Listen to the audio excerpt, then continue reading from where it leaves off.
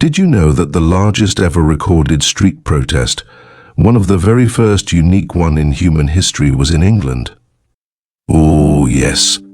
Peasants and labourers revolted against high taxes in 1381. The tax was the immediate trigger. But underlying the discontent around tax were already numerous issues, among them an existing widespread social and economic inequality.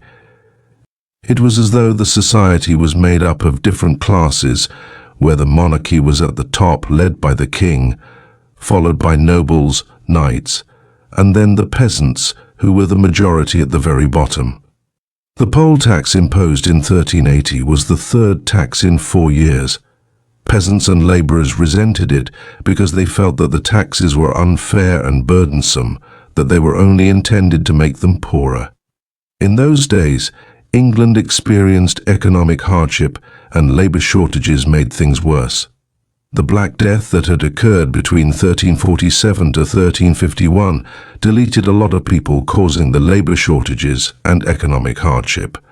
Black Death was a plague caused by fleas that lived in black rats.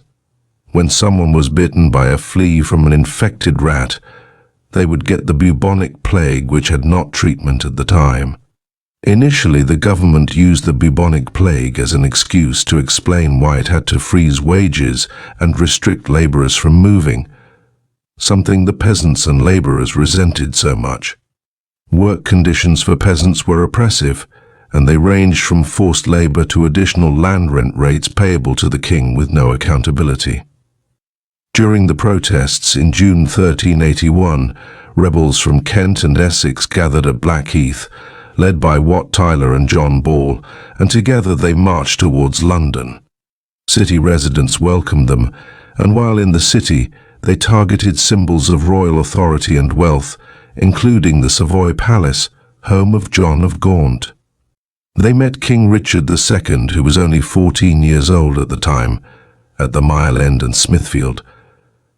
Wat Tyler presented the demands of the protesters to the king, which included doing away with additional taxes and the change of the hierarchical leadership, where the king was at the top, followed by nobles, knights, and then the peasants at the bottom.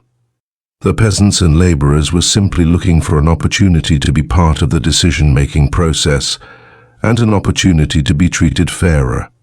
However, their wishes were not granted, and the sad thing happened. Wat Tyler was deleted during the Smithfield protest on June 15, 1381, by Lord Mayor of London, William Walworth. Following Tyler's demise, the protest became weaker, and the king saw an opportunity to make promises which he later broke. He never granted the protesters their wish.